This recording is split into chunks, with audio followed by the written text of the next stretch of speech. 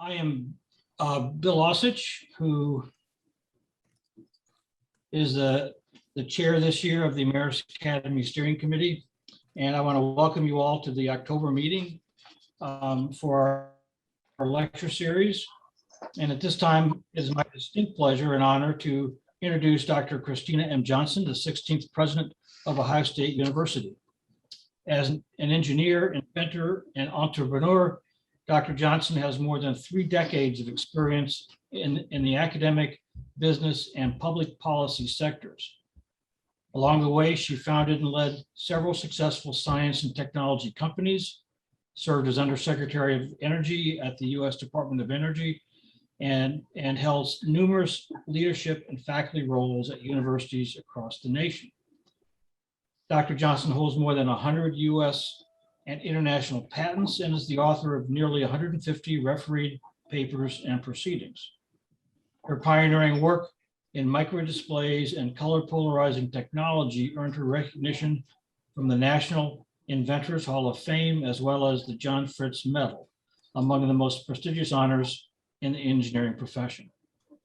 Dr. Johnson earned her BS and MS and PhD in electrical engineering at Stanford University, where she was a varsity athlete in field hockey and founded the club varsity lacrosse team.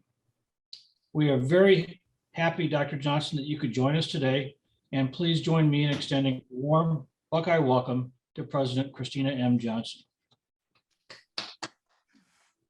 Thank you so much, Dr. Osich. It's a pleasure to join everyone this afternoon, and I'm excited as you are about the upcoming lecture by Professor Findley. I'd like to express my thanks to the Emeritus Academy Steering Committee for hosting such a wonderful lecture series year after year. The 2021-22 schedule covers healthcare, horticulture, history, and more, and represents the incredible breadth of our community of scholars here at Ohio State. I also want to commend the continued scholarly exploration and sense of community the Emeritus Academy has supported throughout the pandemic. Your resilience amid the uncertainty and turbulence of the past year and a half has been truly inspiring. You know, in that time, it's clear you stayed busy, yet as Thoreau once said, it's not enough to be industrious. What are you industrious about? And we're going to hear more about that today. The answer for many members of the Emeritus Academy is that you're continuing the important scholarship at the heart of our university's mission, and which you have so diligently engaged throughout your careers. Collectively, over the past few years, you've published hundreds of peer-reviewed articles, chapters, written books, and made presentations, produced dozens of other creative and scholarly works, and won external grants to expand your knowledge and pursue new ideas. I'd also like to recognize Dr. Helen Malone, our outstanding Vice Provost for Academic Policy and Faculty Resources. She and her team support the growth of our faculty across the university and throughout their careers. And I thank you, Dr. Malone. You know, one of the things that I learned when I first came here to the Ohio State University and started to meet with faculty is that a resounding request was that we really invest in academic excellence. And that's easy because faculty are at the heart of any great university, and the work you do uplifts those we serve. I've often said the measure of any university is the quality and excellence of its faculty. And the excellence of our faculty is also central to our aspiration to make Ohio State University the absolute model of a 21st century land-grant university. That's why Dr. Melissa Gilliam, who joined our university in August as Executive Vice President and Provost, is pursuing a plan with the deans and with the faculty to add 350 net new tenure track faculty to our professoriate over this decade. It's why we aim to double the number of faculty holding endowed chairs and professorships, which will allow us to continue to recruit, retain, and recognize the best minds. It's why our Race, Inclusion, and Social Equity, or RAISE initiative, will recruit faculty members from underrepresented groups in all disciplines, as well as scholars who specifically address social equity and racial disparities through their work. And it's why we're providing additional support for the most exciting and innovative scholarly pursuits through the Presidential Research Excellence Program. In fact, the first 19 teams were awarded accelerated grants of up to $50,000 in June to pursue novel, high-risk, high-reward research. Ohio State's faculty teach and mentor our students. You lead our creative endeavors in research and forge connections beyond our campus to translate our knowledge into action. The success of you and your peers is the success of our university, and we aim to be the very best. So in closing, I want to again express my gratitude and admiration for your continued engagement with Ohio State, the Emeritus Academy, and your work. You're a microcosm of what makes our university so great and why I'm so proud to be a Buckeye. Thank you very much. And I'll turn it back over to Dr. Osich. President Johnson, we have a lecture on the first Wednesday of every month during the academic year, and we normally meet in person in the faculty club in the Grand Lounge. Although during the pandemic we've had to go to Zoom, but I just want to extend an invitation to you. Anytime you're looking to get away from the trials and tribulations of Bricker Hall on the first Wednesday of a month, we would love to have you join us. I would love to join you. And not that there are trials and tribulations in Bricker Hall, but I would relish the opportunity to gather with fellow colleagues and enjoy the scholarship and the excellence of our faculty. So thank you for that. Okay, before our talk today, I want to have a very brief business meeting. The call for small grant applications has been circulated, and the deadline is November 1st. If you intend to submit a proposal, please read the directions carefully on the website, especially the section on allowable expenses, because that's not always adhered to. And so our rules are different than probably the grant agencies that you're used to. Dates and details on the Emeritus Academy website should be up to date for the autumn semester. And I will note now that the next deadline for the newsletter is November 30th, and a new Emeritus Academy newsletter will be out very soon. Our next meeting will be Wednesday, November 3rd, and our November speaker will be Jackie Wood from the Department of Physiology and Cell Biology, whose presentation will be research on ulcerative colitis, Crohn's disease, and colon cancer. During our talk today, please mute yourself. And then when the talk is complete, I will attempt to monitor questions, and they can be asked either in person or I can relate them through the chat feature on Zoom. It's your choice. Now I'm pleased to introduce Carter Findley, who is an academic professor of history. Carter received his BA from Yale University and his PhD from Harvard. Dr. Findley has published extensively on world history with an emphasis on European history and the Ottoman Empire. I can only mention a few of his many publications here, but they include a book titled Turks in World History, which was published by Oxford University Press in 2005. This book won the British Kuwait Friendship Society Prize for Middle East Studies and the Al-Mubarak Book Prize. Another book, Turkey, Islam, Nationalism, and Modernity, A History, 1789 to 2007, was published by Yale University Press in 2010. And this book was recognized as one of the 2 best books in 2010 on the Middle East and won the Joseph Rothschild Prize and from the Association for the Study of Nationalism, the Ohio Academy of History Publication Award, and the Turkish Studies Association Profusely Prize, Book Prize, which it was honorable mention. His recent book, Enlightening Europe on Islam and the Ottomans, Mouradgea, Oslam, and his masterpiece was published by Brill in 2019, and this will be the topic of his talk today. Professor Findley's recent research has been supported by many organizations, including fellowships from the Guggenheim Foundation, the National Endowment for the Humanities, Joint Committee on Near East and Middle East, the American Council of Learned Societies, and the Society of Research Council, the American Research Institute of Turkey, the Institute of Turkish Studies, and the Fulbright Hays Research Fellowship Program.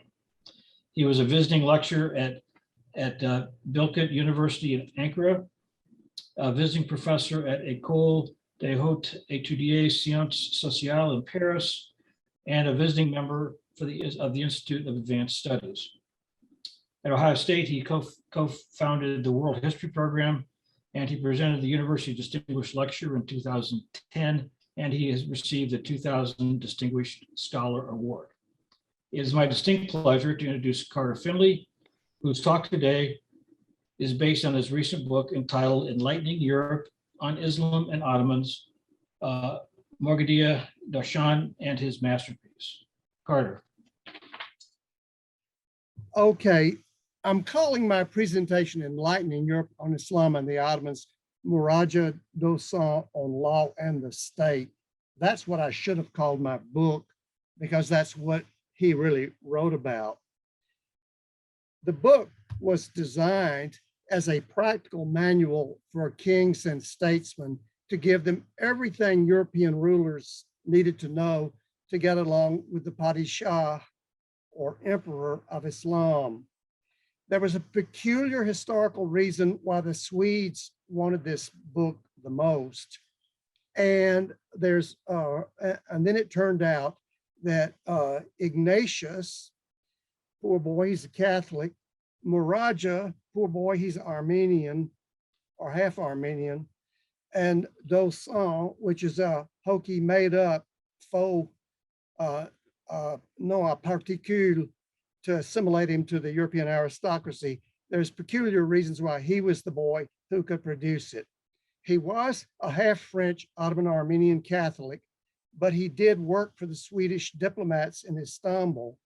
And so here he is in his Swedish official dress designed by King Gustav III, Svenska dräkten, with his Vasa order. The origins of this story go back to a unique historical incident when Swedish King Charles XII, after being defeated by Peter the Great in the Battle of Poltava, took refuge in the Ottoman borderlands at Bender, which is now in Moldova, from 1709 to 1714, with a large entourage.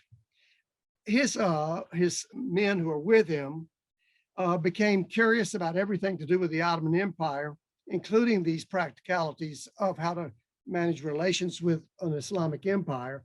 And so there was a long history of efforts to complete a project like this.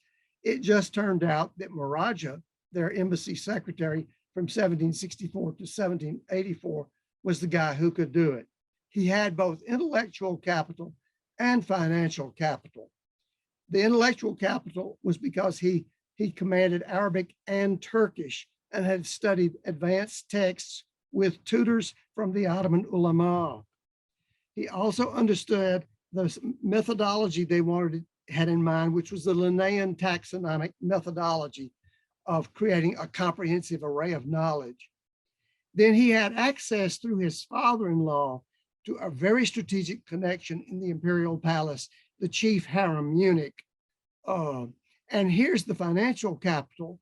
Part of it came from his father-in-law, Abraham Kulelian, who was the harem eunuch's financier, or sarraf. And the harem eunuch is one of the two or three most powerful people in the Ottoman establishment. Then, Mouradgea married money, but then he was also successful in business, both on his own account and for the Swedish envoys of the period, Gustav and Ulrich Celsing, two brothers who between them ran the Swedish mission in Istanbul from 1750 to 1780. And these were complete people of the Enlightenment. They were interested in everything, and that included collecting pictorial evidence. And this is going to show up in these fabulous engravings in Dashan's work. Here you have a picture of the iftar with the Grand Vizier, a wonderful example of the artistic collaboration between Istanbul and Paris. The original in Istanbul would have been produced by Konstantin Kapıdal, who was the leading court artist of the period. And then it also has the thumbprints of Charles Nicolas Cochin, who was the king of engraving in Paris when Dashan got there in 1784. That's the origins of Dashan's project. Now the origins of my project. As I discovered this when I was doing my dissertation research as a graduate student, I was working on Ottoman bureaucratic reform, which is people like this. And one of the most informative sources I could find was this strange book by this strange author. It had this long title in French, Tableau général de l'Empire Ottoman, and then it's divided into two parts, of which one has legislation and the other, the history of the Ottoman Empire. Well, what's going on here? And the author was identified on the title page as Monsieur de M. Dosson. Well, if he's the author, why doesn't he identify? Why doesn't he want his name to appear on the title page? Also, there was a mystery about how it was published. There were references to it being published in 7 volumes or in 3 volumes with a different starting and ending dates. There was also hints that there were illustrations, but in the volume I had, there were no illustrations. So if it had illustrations, where were they and why couldn't I find them? And it has to do with the fact that the 7-volume edition was more widely found than the 3-volume edition. But can you believe that there was ever any such thing as a book published simultaneously in 2 different formats? That actually is what happened with Dosson, and only his folios, which are very rare and hard to find, are fully illustrated. What's inside the book is a taxonomy of law and government. It is a fulfillment of the Enlightenment program of a taxonomic array of knowledge. And that explains why, if the book contains only a general picture, Tableau général, it's, fills multiple volumes instead of being something that could go on the back of a postcard. Its general aspect is that it's comprehensive. So it's a comprehensive taxonomy of useful knowledge on law and government. In the actual layout, it's 5/6 law and 1/6 government. His presentation of law is actually divided. He refers to it as a code, but then he says it's got codes inside of it. So he's really organizing it as a code divided into subcodes. His religion code covers the same topics that Turks know by the phrase ilmihal, which is the basics of religion. And that is a subject that fills manuals about doctrine, ritual observances, and the distinctive feature ethics, behavioral ethics of the Islamic lifestyle. So the first 2/3 of Dosson's work is an ilmihal. Where is history? The part of the book that was useful for me was the part about the governmental system, but it was not a history. It was a sort of like a public administration or political science manual about how the Ottoman government worked in Dosson's day. And it turns out the explanation of this, according to Foucault, is that the concepts of natural history and history had not yet differentiated. So what Dosson had produced was a sort of, like a botanical museum of how the Ottoman government worked. And in terms of the actual contents of the book, part of what is interesting about it is it has its main text, its sort of, propositional arguments. Then there are the engravings, and then there are vignettes where Dosson takes off and takes a ride about aspects of contemporary life in many cases. And people who read the book will find those far and away the most interesting, and it makes you lose sight of what the overall plan of the book is, or whether it even has an overall plan. Since not a lot of people read French nowadays, I offered a lot of these in my book in box texts headed Mouradgea Speaks. So, and those tend usually to be sociological or historical digressions. So inside the tableau, we get tableaus within the tableau, both verbal and pictorial. The presentation of Ottoman ambassadors was the subject of obsessive interest to Dosson because he started out as an embassy interpreter and wanted to end up as the head of mission, which he precariously did, thanks to his book.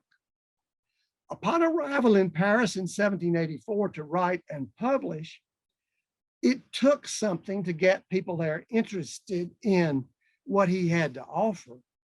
And it turns out it appealed to a particular faction at Versailles because of the Austrian marriage of Louis XVI, which was the consequence of a diplomatic revolution. The Austrians were historical enemies of the French.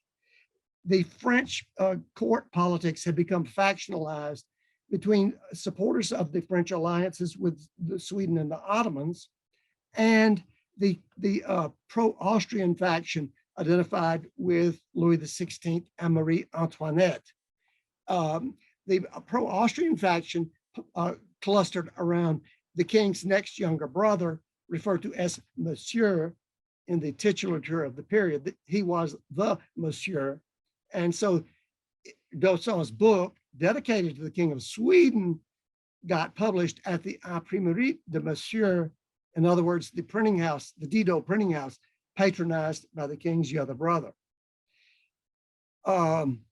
And what made all this important was the text on law and governments was intended to prove that the Ottoman Empire was not a despotic state. Take that, Choiseul, take that, Catherine the Great. Now, who is Choiseul? One of the guys who was supporting the pro-Austrian faction was from the Choiseul family, which had arranged that marriage. And this specific Choiseul Gouffier was the author of a book called The Voyage Pittoresque de la Grèce, which the first volume of which came out in 1782. Well, Choiseul Gouffier was an early bird of Philhellenism, Russophilia, and Turcophobia, notwithstanding which he got himself appointed the last pre-revolutionary French ambassador in Istanbul.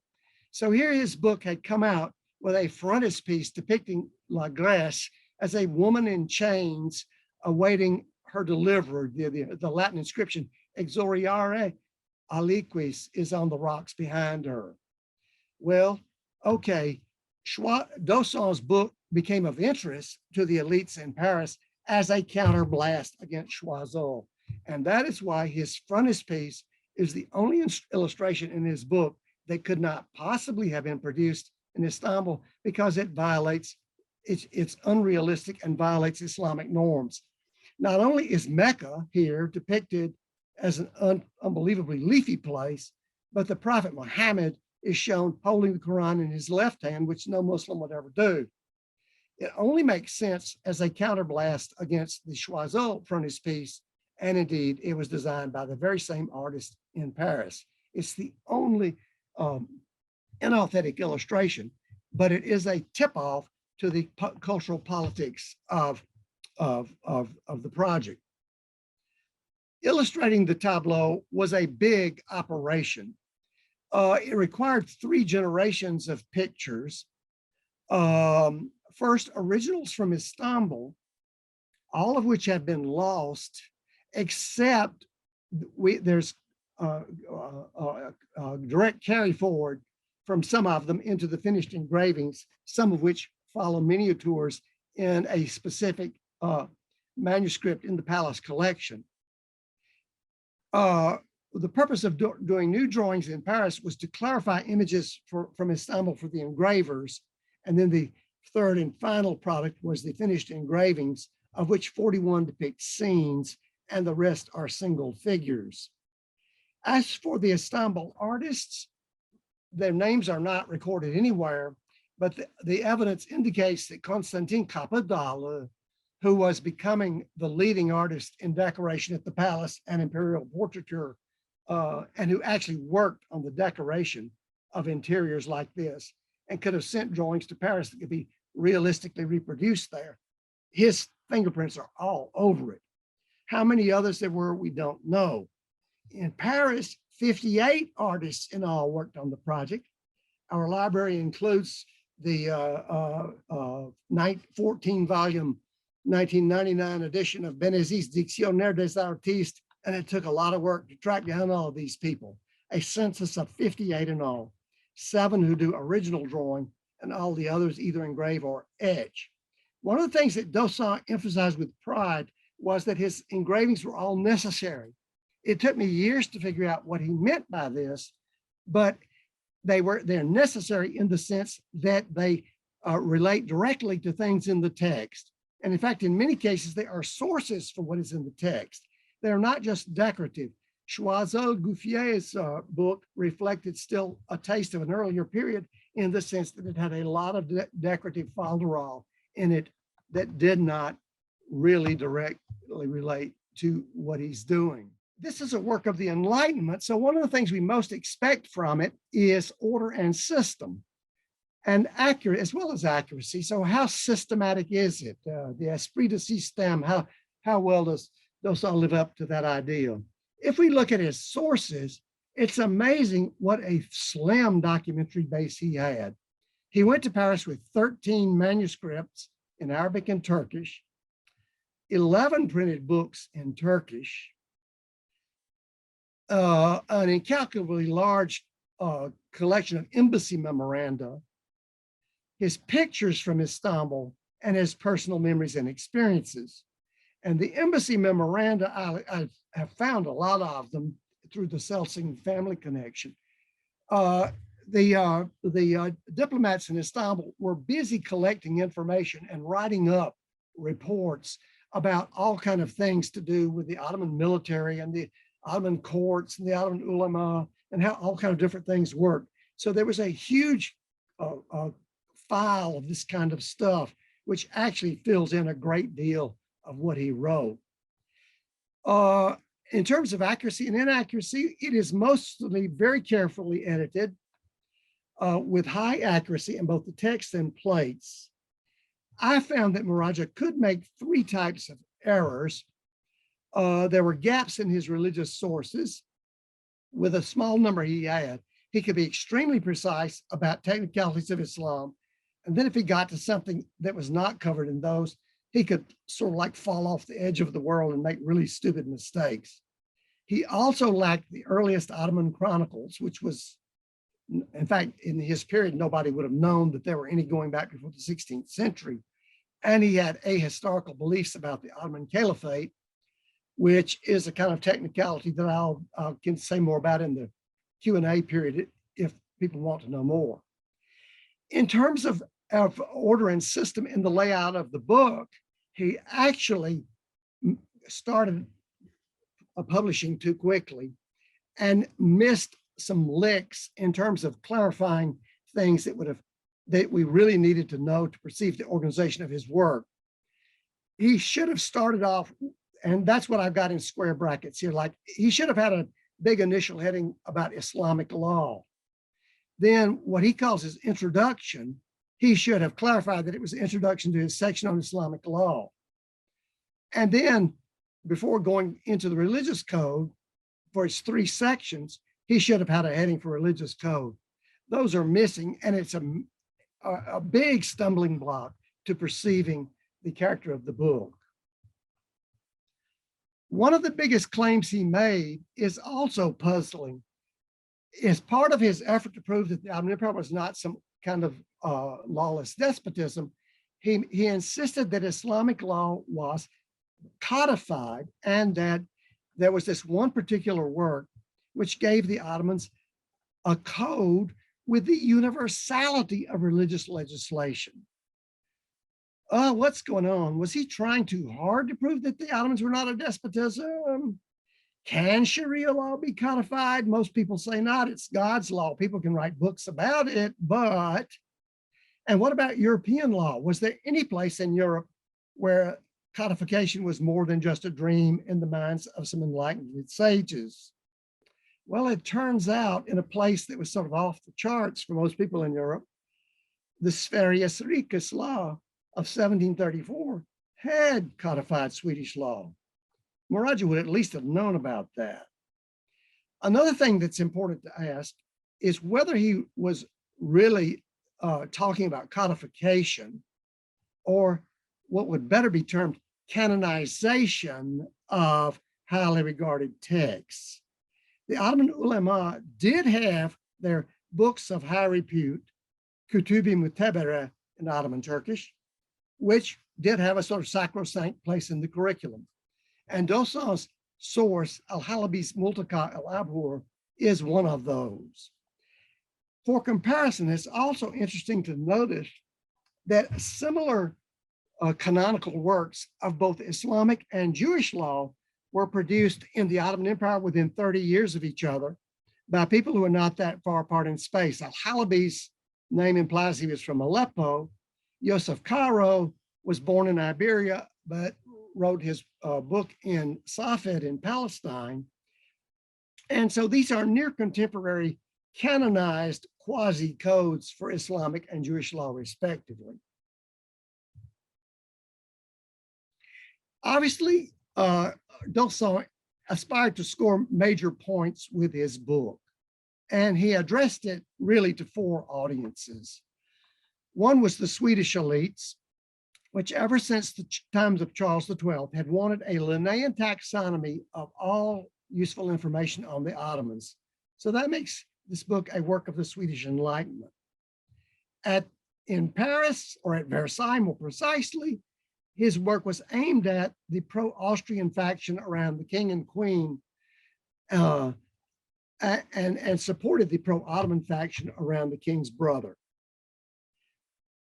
In the wider Francophone Republic of Letters, it was a late contribution to the enlightened despotism argument. The Ottoman Empire, he insisted, was a polity ruled by a comprehensive, consistent legal system, which you could not say about 18th century France or Russia. In the Ottoman context, he supported the reform projects that would come to fruition later in the reign of Selim III. He's part of the advanced publicity for Selim, who was then a prince, but had not yet ascended to the throne. One of Dawson's major arguments was that an enlightened sultan would find in the law that with which to combat prejudice. And of course, he also needed to do some other things like train new elites and get French assistance. One of the interesting things about Dawson is that some of his most interesting pictures that were produced for the project ended up not making it into the engraved work. Why not? Well, here's a clue. One of them was produced by royal command.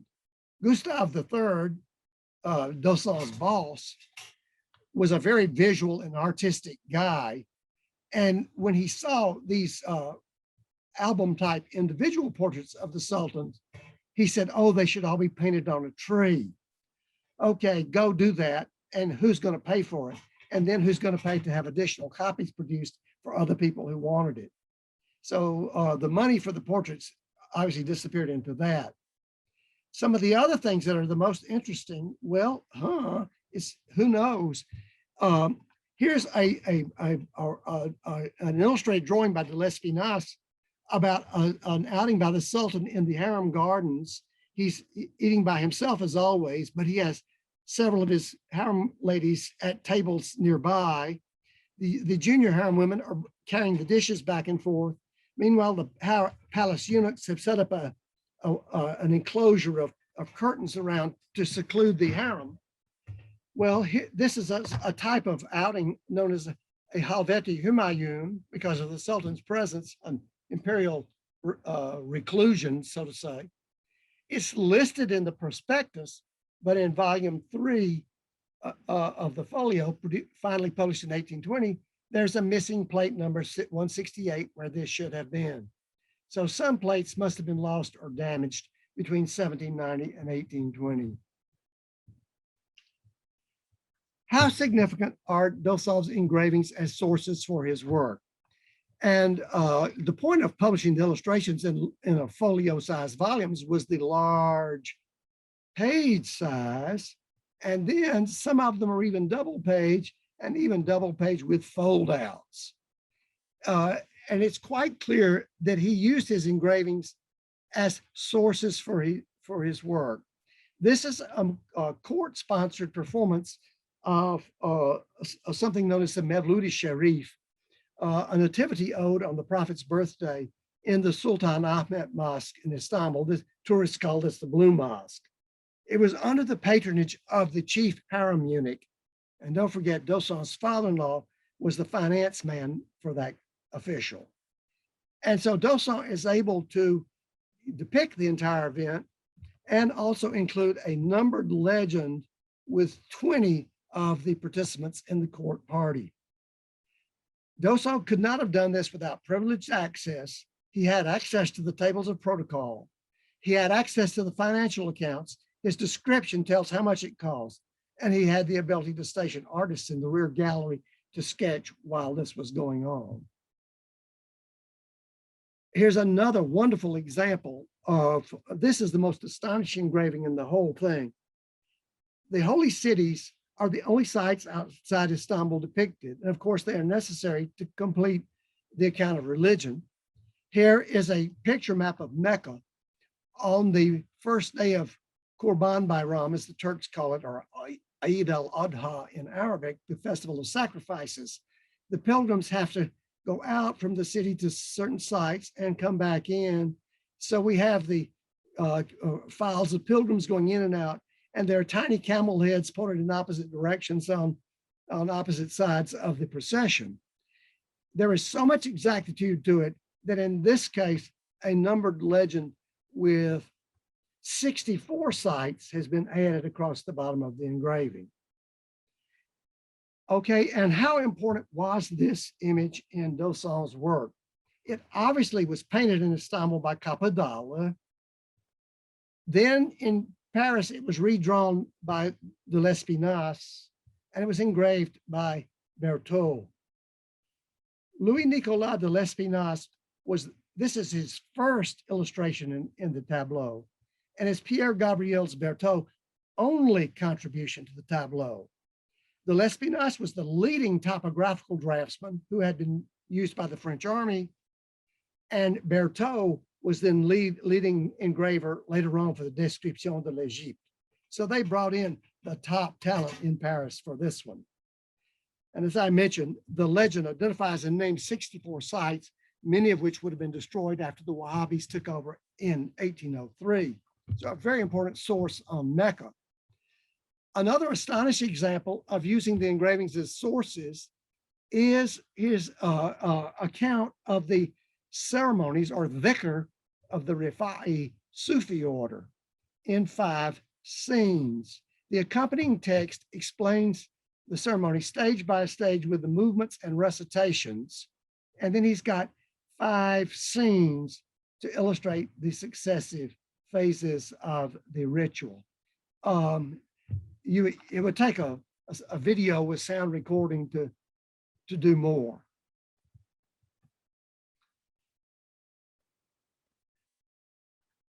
Another set of his engravings that is particularly fascinating are ones illustrating the outings of the sultans with his pages to kiosks and small palaces in the vicinity of Istanbul. The third court of the palace had originally been the Sultan's military household, so getting these guys out and giving them exercise was essential.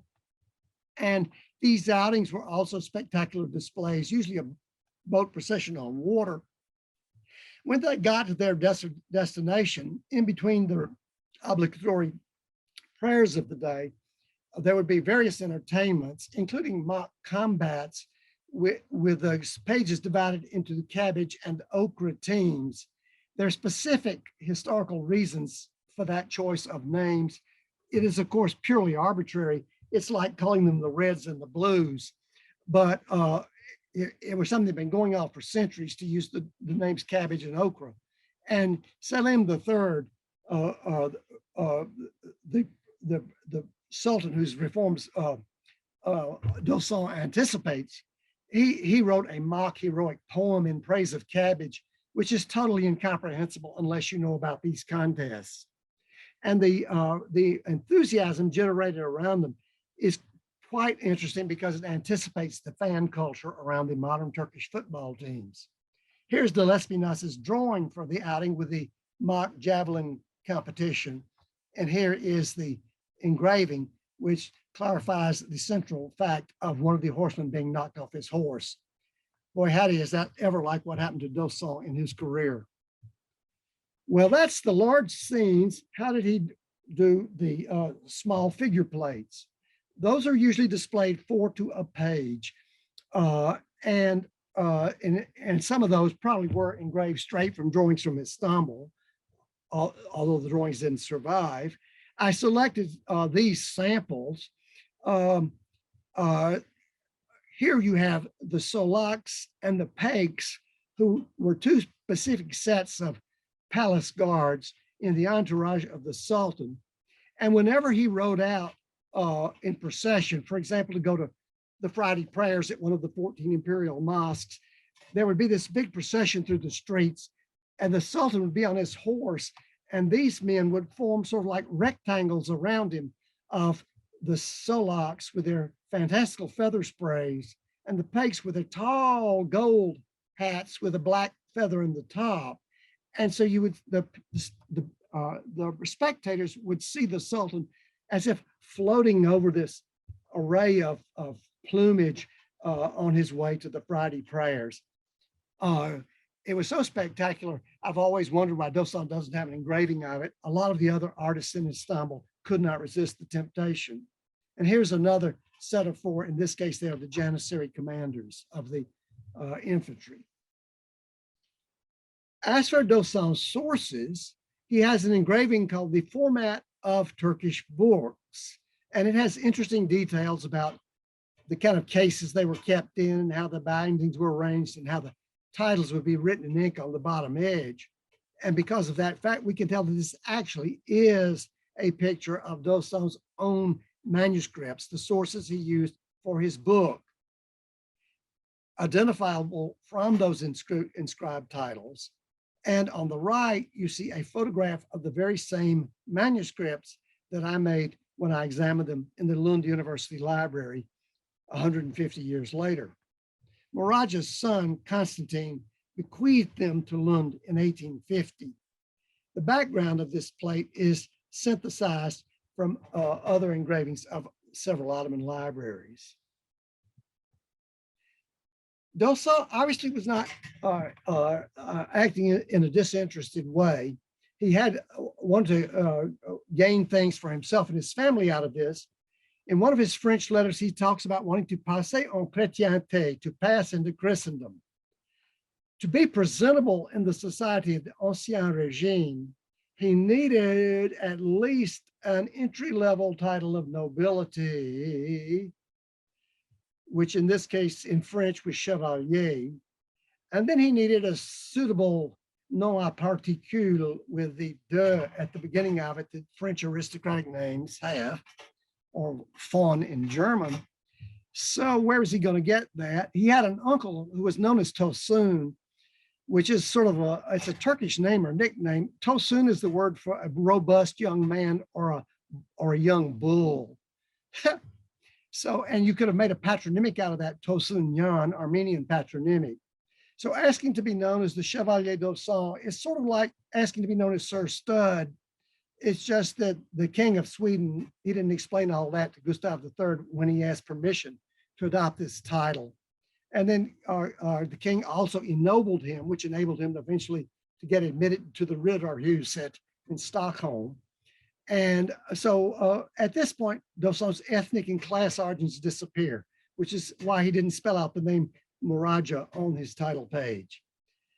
He also wanted to go from being the interpreter to being the envoy, which would require a change of dress and station.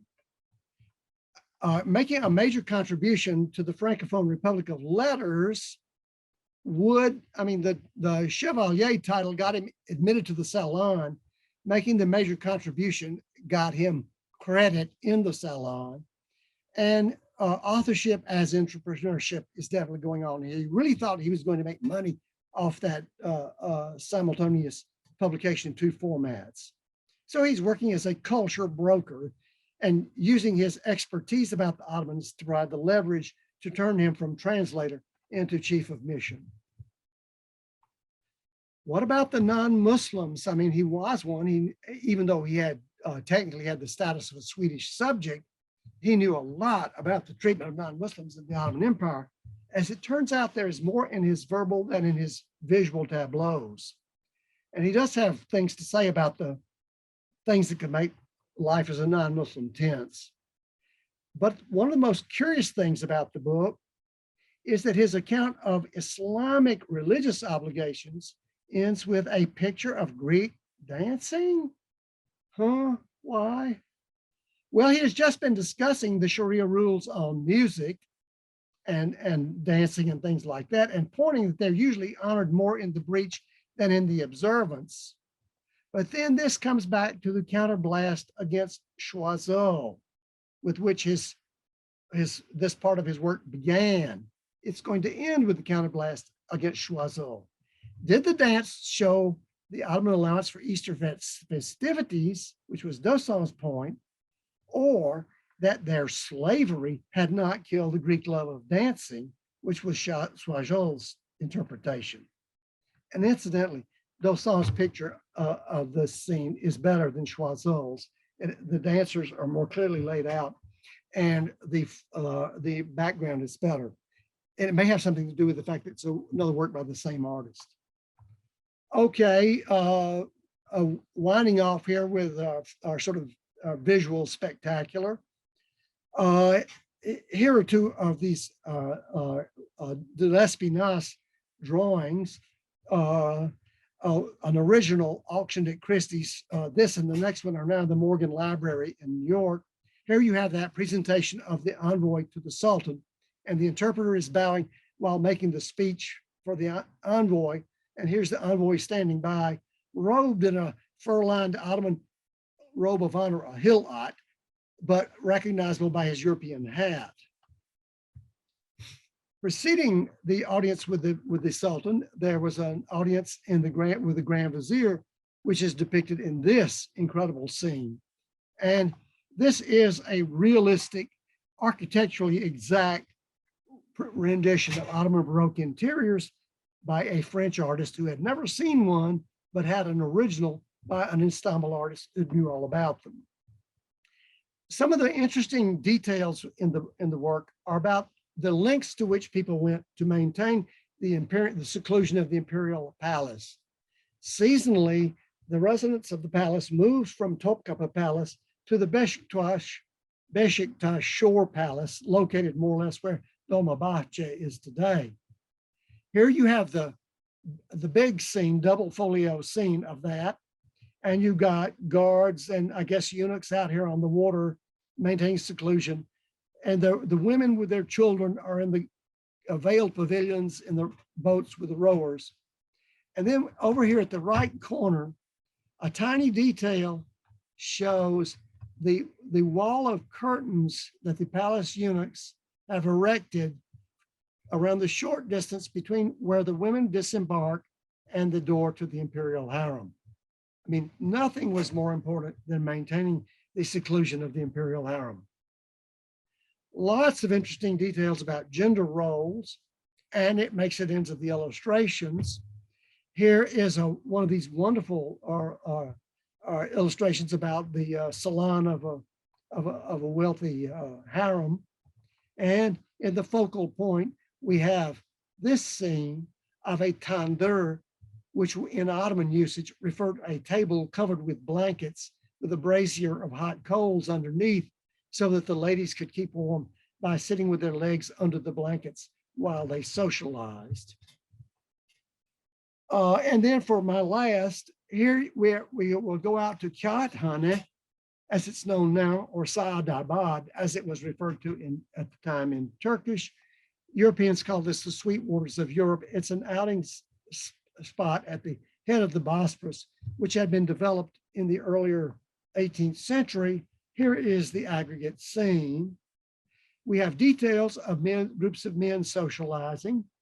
And contrary to what you may think about nargilehs, they smoked immensely long pipes that had to have little ashtrays for the bowl to rest on, down on the floor or on the ground in that case. The women also smoked those pipes. Women also could go there to socialize. They would ride in these carriages, and the groups of men and women would keep spatial distance on the grounds. And then a very interesting palace had been built there earlier in the 18th century, which was later remodeled and then destroyed. And so this is an architecturally significant rendition of that palace. Do we have any questions for Professor Findley. I mean, I just make a comment, those engravings were just magnificent that you had. Yeah, they sure are. That's all I can say about that one. It was a thrill to find those, and people had used them as sources of illustrations, but without saying where they got them. And so I had seen things that looked as if they might be illustrations for Dosson, for because of the fact that the small format edition was the one you found in libraries all over the place. I had been working on Dosson for something like 15 years before I accidentally ever got the large volumes. The volume I needed was out in one library, and I discovered that another library in the same town also had this book. And when I went there, they wheeled out what I thought was the wrong book because it was so big. But then when I looked at it, the name of the author and the title of the work was the same. So I opened it, and that's when I discovered the engravings. Yes, question. Well, not a question, actually, just to say hello to my dear friend, Professor Findley, and knowing him working on this book for decades, I can say that it came really as an authoritative reference on Dusson and his work. The great work behind this is difficult to discuss, to find out, to get it through between the lines.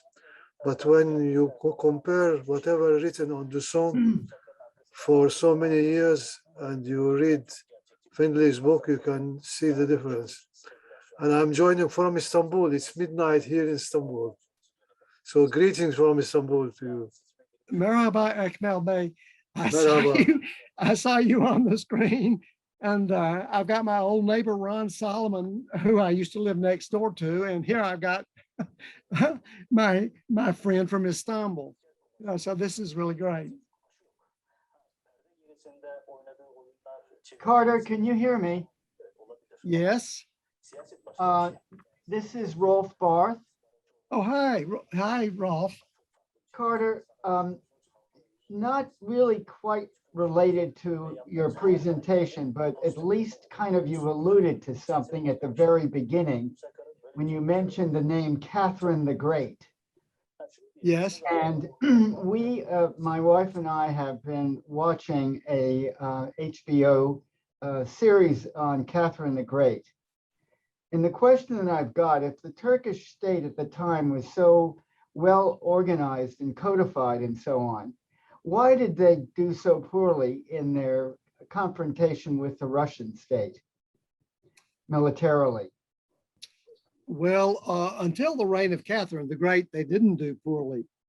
It's just that the kind of long history of Russian military reforms, which started in the time of Peter the Great, it didn't stop him from being defeated by the Ottomans. The last time the Ottomans won a war against the Russians single-handedly without allies was in 1711, and the Tsar they defeated was Peter the Great. And then for the duration of the 18th century, frivolity and all that kind of stuff, and monarchs who might claim absolute powers, but be, as the Celsings described them in one of their letters, imbeciles. The rulers of Russia were not really up to it in between times either. And as late as the late 1730s, the Russian armies didn't do well against the Ottomans. So it's really, and of course the Ottomans, for peculiar reasons, they missed the wars of the mid 1700s, which if they had been involved in something like the French and Indian War, they would have got their nose rubbed in the kind of military reforms they needed. And so when Catherine the Great went to the war against the Ottomans in 1768, a gulf had opened, which just wasn't there before. Russia had, despite a more efficient and certainly more ruthless military conscription system and stuff like that, they weren't, until then, they couldn't They didn't, well, for example, they didn't have good enough control of the Ukraine to campaign successfully against the Ottomans. The Ottomans, whatever they lacked, had historically paid a lot of attention to things like logistics and provisioning. And after the campaign in 1711, the Russian Peter the Great's army actually bought provisions from the Ottomans to feed his troops with on the way back to Moscow. So this gap opened up during the 18th century. Okay, thank Your you. question is about military history. Exactly, thank you. Yeah. And I'm telling you what I know about it as of right now. If I read some more tonight, I might know more about it tomorrow. I do need to work on that period right now. In fact, I'm writing a chapter about the 18th century right now. Particularly after Cheshmeh defeat, you see, Cheshmeh defeat in 1772. That was the turning point. Another thing that happened was the Russians went to work to get a navy, and Peter the Great wanted one. He was trying to get, well, he did get outlets onto the Black Sea, onto the Baltic Sea, which was terribly bad for Sweden. With that, and of course, the Russia's expansion in the 18th century, the three countries it threatened were Sweden, Poland, and the Ottoman Empire. And it didn't take long for them to figure out how much they had in common. That's another reason for this kind of Swedish connection that you see confirming up already in the time of Charles XII. His resonance in the Ottoman Empire lasted so long with support from the Ottomans that he's the only Ottoman European ruler I know of who acquired and still has a nickname in Turkish. She's known as Demirbaş Şah, which is like saying a permanent fixture or state property.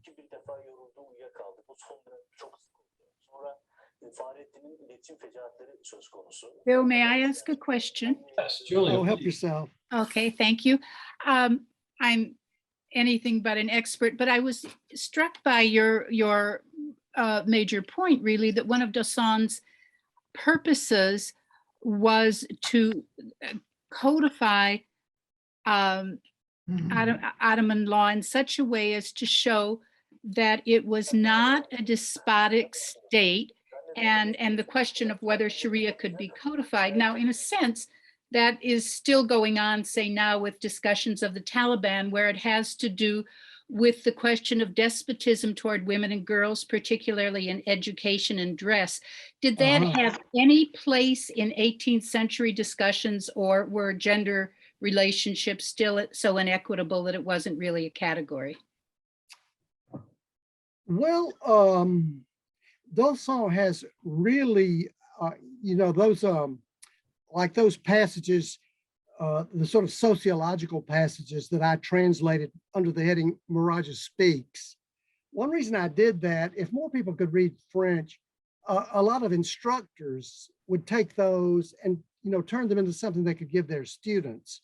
But that kind of reading knowledge of French, I know some of my smartest Ottoman history colleagues don't read French any longer.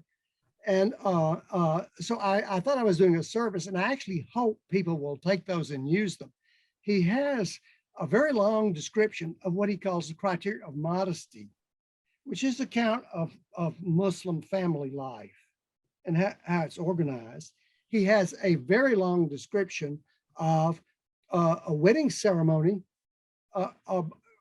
sort of like the kind that an elite Istanbul family would have, and also the weddings of a princess in the palace. He has a description of celebrating a birth in the imperial harem. I translated a lot of those, and of course some of the engravings illustrate those. This is a world in which gender equality was not the only inequality after all. There were a lot of inequalities. The other thing about Islamic law that needs to be understood is that Islamic women have a lot of rights. They don't lose their property rights upon marriage.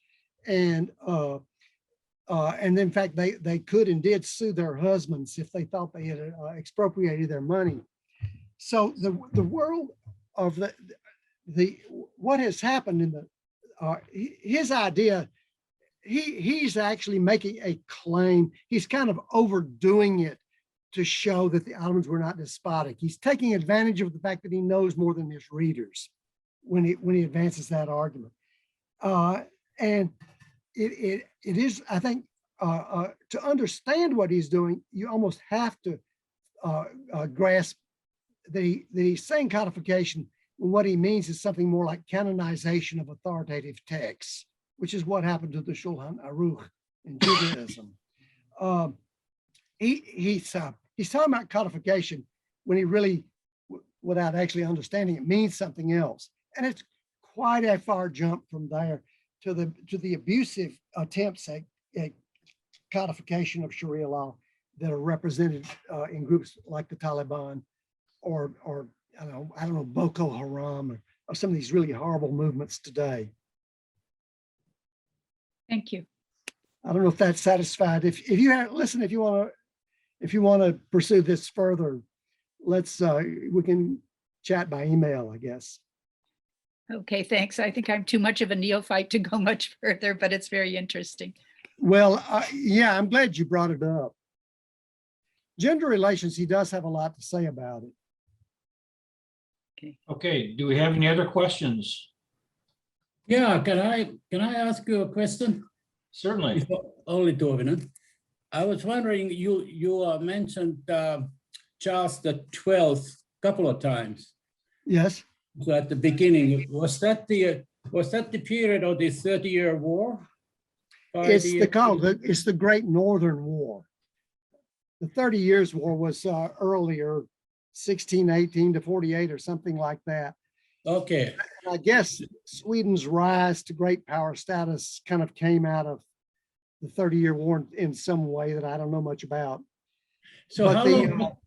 Charles the 12th, and this is the Great Northern War. Sweden had acquired this kind of sort of like empire that extended around the Balkan. They even had a foothold in what is now northern Germany at Rostock or someplace like that. There was a Swedish university there at one stage, and and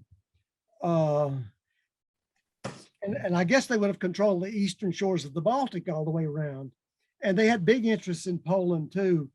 So when Peter the Great's breakthrough out to the Baltic coast and the founding of St. Petersburg was really bad news for the Swedes. And Gustav III, he actually went to war against the Russians as late as 1788. I think that's the right year. And actually scored a naval victory in a war that the Swedes just barely squeaked through. It's the last time the Swedes, I think, won any sort of a military victory, and it alienated the Swedish aristocracy so much that there's a sort of a through line from that war to the masked ball at which he was assassinated in 1792. Okay, thank you. Okay, unless there are any other questions, I think we've about used up all of our time. And I want to thank Professor Findley very much for a very interesting talk. And I, thank you for that. Well, I thank you all for your patience and your fortitude in listening. I had one brief question. Help Okay, yourself. Go ahead. In Francis Fukuyama's book, where he discusses the Ottoman administration, he talks about a circular pattern of checks and balances, which seems to be rather unique to Ottoman law and different from Sharia. And I wonder, does that ever come up in Dosan's account? Well, I have brought it up in the book I'm writing right now, and that is interfering with my ability to tell you whether Dosan talks about it. I've got static going on between two different projects. Oh, I can't, at the moment, I can't remember whether Dosan talks about it or not. it goes back very far in the ethics literature. Yeah. There is a major 16th century Ottoman ethics work called the Ahlaki Ala'i of Kunaluzade, and he actually has a circle diagram in there with the 8 stages. The idea is that there's a circular relationship between the state as a military enterprise and the subject classes whom it protects and provides justice for them, and then they produce the sources through the revenue system that support the ruling military elite. Well, it actually is a graphic.